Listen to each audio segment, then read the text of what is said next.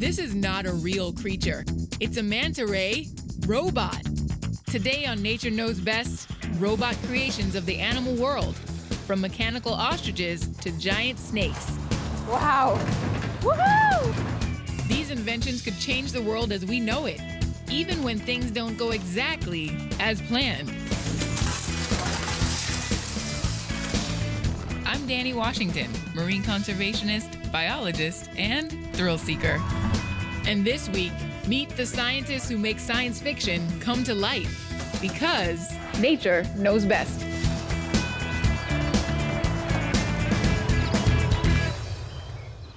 Hi, I'm Danny Washington, and welcome to Nature Knows Best. Robots have been built for a multitude of purposes: to explore places where humans can't travel, to improve automation in factories, or to ensure security and defense, among other reasons. And often, the inventors look toward nature to see how animals can help these robots do things humankind can't. from manta ray robots that look almost like the real thing, to fast-running robots with 2 legs, inspired by the ostrich, and the list goes on. What if I told you that thanks to nature, we were developing robots that were not only fast, but could also jump over obstacles on their own? Well, MIT's Cheetah 2 is able to do just that, and more.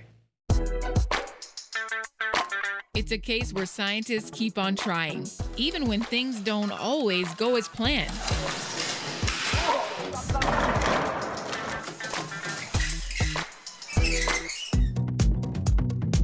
This is the fastest mammal on land, the cheetah. It can run up to 70 miles per hour. They're almost flying. Because of their flexible body, they can create this gigantic stride. Sang-Bae Kim is an associate professor in mechanical engineering at MIT, the Massachusetts Institute of Technology. He's helped develop the Cheetah Bot. So it can run up to like 40 miles per hour. Wow. Yeah. The Cheetah Bot was patterned after the real animal. Most of the robot muscles are in the body. The legs are skinny, like a real cheetah. The robot's electric motor can make it run, amble, or trot. Right now, our machine is as efficient as a real animal. Well, the Cheetah Bot may run like an animal, but it's not as sturdy. The biggest challenge is actually making robot robust enough.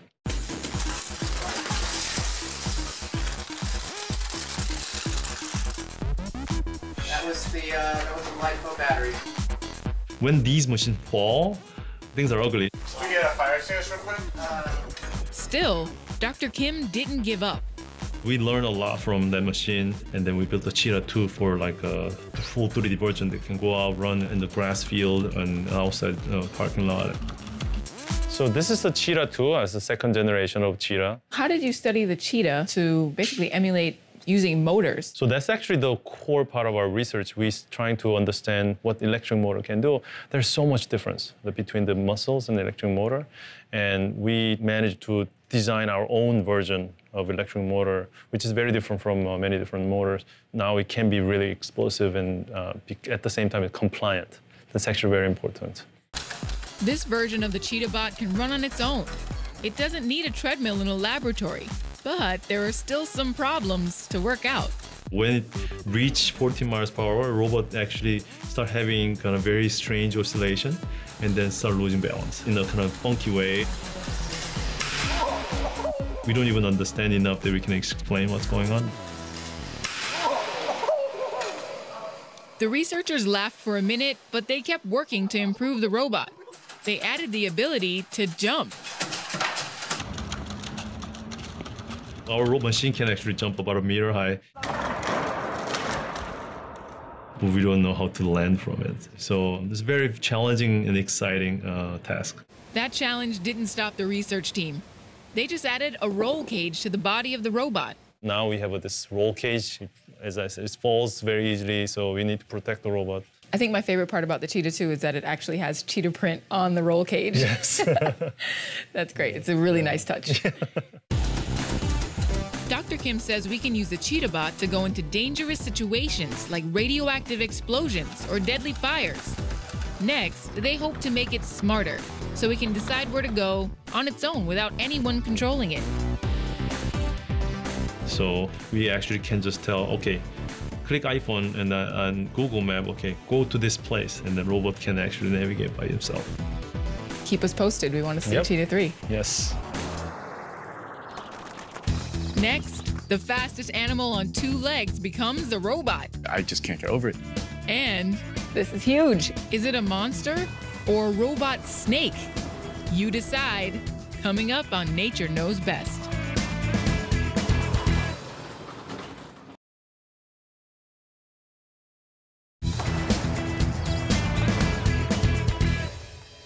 Welcome back to Nature Knows Best. The human body is pretty amazing, but the fastest person who ever lived maxed out at 28 miles per hour.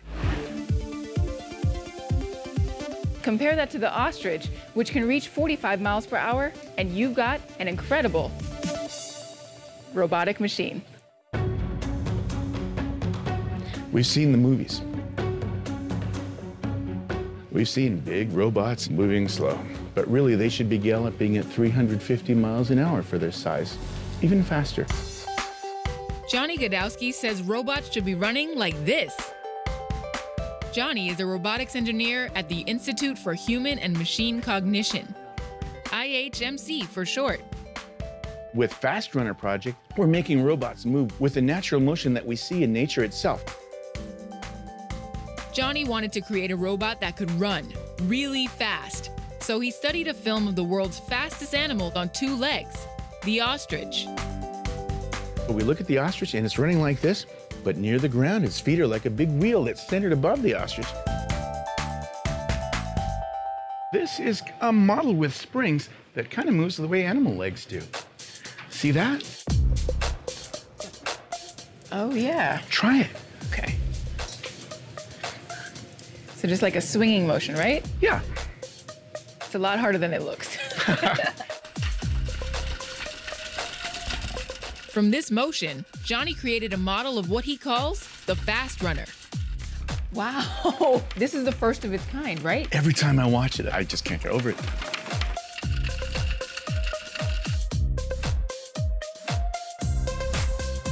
It's got an elliptical drive crank like you see in the gym.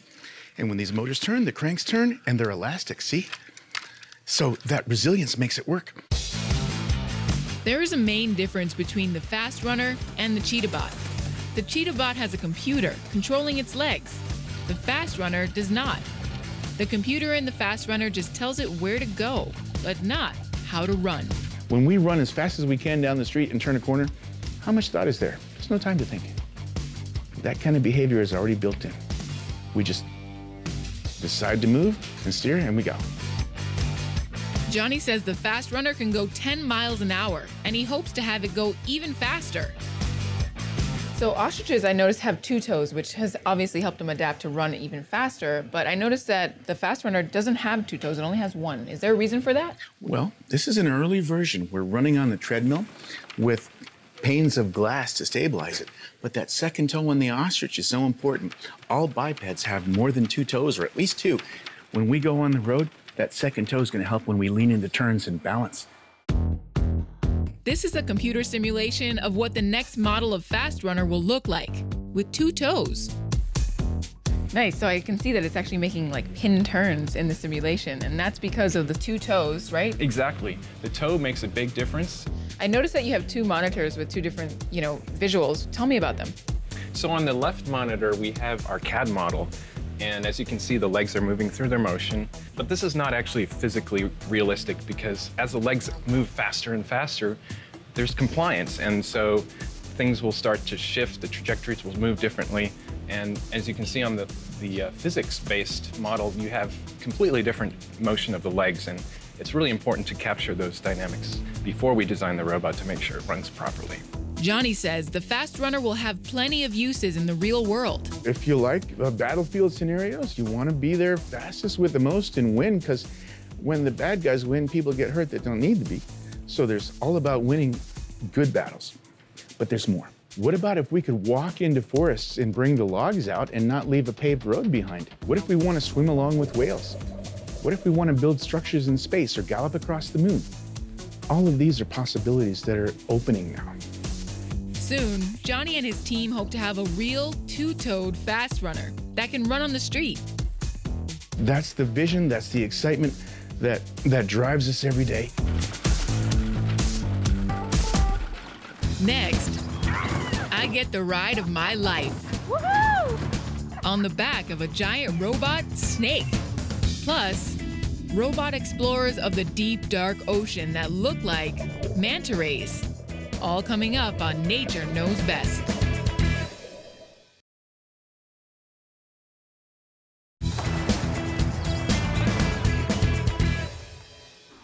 Welcome back to Nature Knows Best. Even with all the amazing things that robots can do, sometimes the best reason to build a robot is simply to get noticed, especially if the robots you build are really, really big. These gigantic robot monsters are all the creation of one laboratory. This is the lab of the EatArt Foundation. EatArt stands for Energy Awareness Through Art. It's a nonprofit group that builds large engineered art projects that have an energy awareness type theme to them. Many of these huge but sophisticated robots were inspired by animals, like the 1,600-pound, 8-legged, solar-powered Mondo spider, a 3-ton drivable ape called Prosthesis that's still under construction, and a battery-powered snake that's right out of a monster movie. This is the Titanoboa. It's 50 feet long and weighs almost a ton. This is huge. We wanted to build something impressive to get people talking about climate change. The original Titanoboa died off 60 million years ago due to climate change. Titanoboa was the largest snake that ever lived. Scientists found its fossilized remains in Colombia, where the great green anaconda now lives. Only that snake is 10 times smaller than the Titanoboa. We're going to reincarnate this ancient beast in the form of this big robot in the face of modern climate change, and also just to get people excited about engineering and technology and mixing that with art. What exactly is it made of? The vertebrae are made out of aluminum. There's also like a ton of wiring. There's 7 different microcontrollers on this thing. They're all kind of like the mini brains talking to each other and relaying information about all the positions. On the top, you can kind of see all these hoses. Those are like the veins of the snake that carry the blood of the snake, which is that hydraulic oil. And that goes to the muscles that are kind of these cylinders right here that contract and expand, and that's what gives the snake the power to do its motion. Titanoboa may be a robot, but it can undulate just like a real snake. And now, I'm gonna get the chance to drive this monster. So this is the joystick. Okay. We use it to control the motion of the head, left and right, and that's what makes the snake move forward. Pretty simple. All right, let's do this. Push. Okay, right. Keep right, keep right, keep right. Keep left. Keep left. Keep left. Titanoboa is easy to control. And keep left, right. Right. But it's still nerve-wracking. All I have to do is move the head left and right, and the snake's programming makes the rest of the body follow along. Woo! Nice. I Well did done.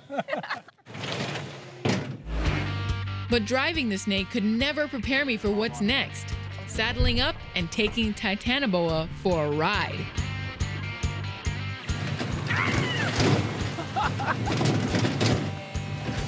Oh my God. What? It's trickier than it looks. Trust me. Oh. Wow. Woohoo! This may be a way to remind us of climate change, but it's still really fun. Oh. Oh. That was amazing. Is it cool? Yeah, but it was a lot harder than it looked because the whole time it's vibrating like crazy, and then I'm trying to keep my knees out of the way from the head. And Yeah, it's kind of hard to stay on. It's jerky ride, right? Yes. Yeah. So how did you study snakes to make sure that the movements were so precise? I mean, it really looks like a real snake. We went through like all kinds of research papers and learned about different motion. I think this is such a great way to bring about a conversation about energy consumption and climate change. But now, can I get another ride? Of course. All right. We'll be right back with more Nature Knows Best. Woo! After this break, robots so real you'd swear they were creatures of the deep. But there's metal, not bone, inside this deep-sea creature. Swim with the MantaBot, next on Nature Knows Best.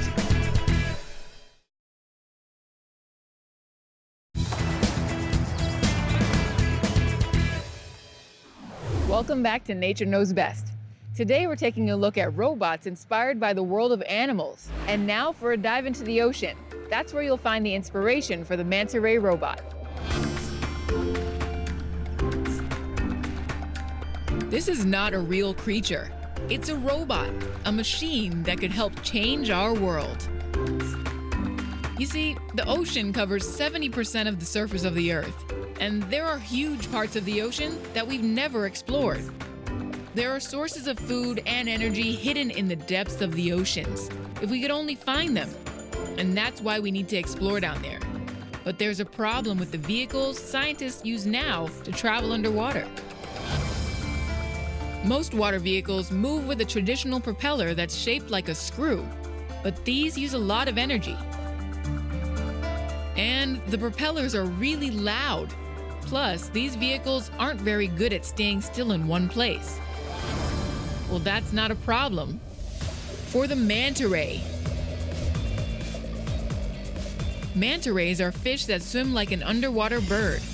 They flap their fins to push themselves through the water. Their swimming motion just looks effortless. I mean, it's just so natural. They're graceful. They really do look like they're flying. And it captured my imagination, and it just basically sparked something that says we want to investigate this further. Dr. Hilary Bart-Smith leads a research team at the University of Virginia, and they've designed the MantaBot. The MantaBot swims like a real manta ray. Because it's flat, you can mount cameras and audio equipment on its body, and it doesn't make a lot of noise. We've been interested in replacing the screw propeller, and we get our inspiration from nature. The Manta-inspired vehicle would be very good in holding its position when there's a current or ocean waves or any other disturbance. Also, we can make the whole structure very quiet as it moves through the water. How did the researchers go about designing this robot? Well, first they studied real manta rays where they live, in the ocean. We'll go out into the field where the animals actually are and set up our cameras so that we can get a good view of the animal and see exactly how the fins are being used. The basic question the scientists needed to answer was, how do manta rays swim like they do? X-rays and CAT scans of the manta ray's wings revealed something amazing. The manta ray doesn't have a hard skeleton. It's flexible, and that's how it moves so smoothly in the water. The researchers built a computer model of the manta ray's wings and imitated it to construct a robotic wing. What engineers can do is use the computer to predict how water should move over the body as well as also behind the body to produce its thrust. From the outside, the robot wing looks real, but inside, there's a complicated metal robot skeleton.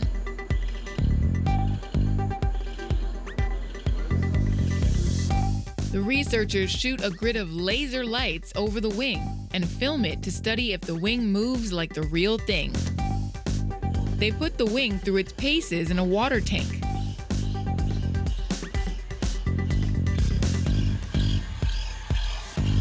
But the ultimate test is a free swim at the University of Virginia pool.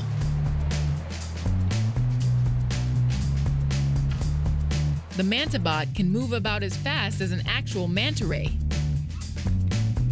Manta rays have been around for millions of years, and now its robot relative could lead the way to the future. We could be living part of our time under the oceans, and being able to create things that can investigate, can study this environment is absolutely one of the most exciting things that we're working on.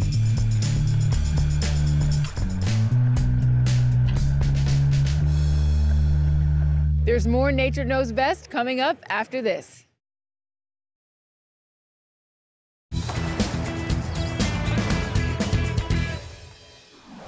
Welcome back to Nature Knows Best.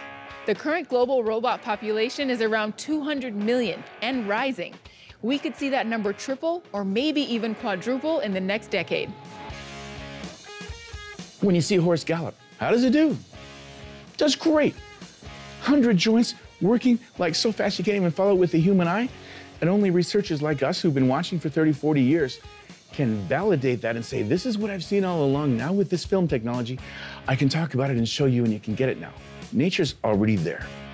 Perfect speed is being there already. And I'm talking about calculation, I'm talking about architecture, I'm talking about performance without even thinking about it because you're there already. That's what nature has. And what we have right now is the opportunity to tune into that and build our architecture the natural way. And that means there's a real need and opportunity for people who want to work in robotics.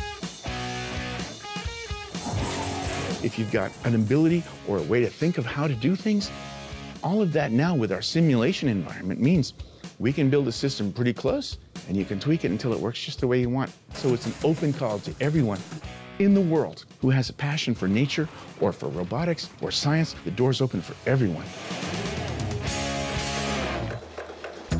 One thing's for sure, these future robots will be smarter, more efficient, and more maneuverable. And a lot of that will be thanks to animal-inspired innovation because nature knows best. I'm Danny Washington, and until next time, get outside and explore.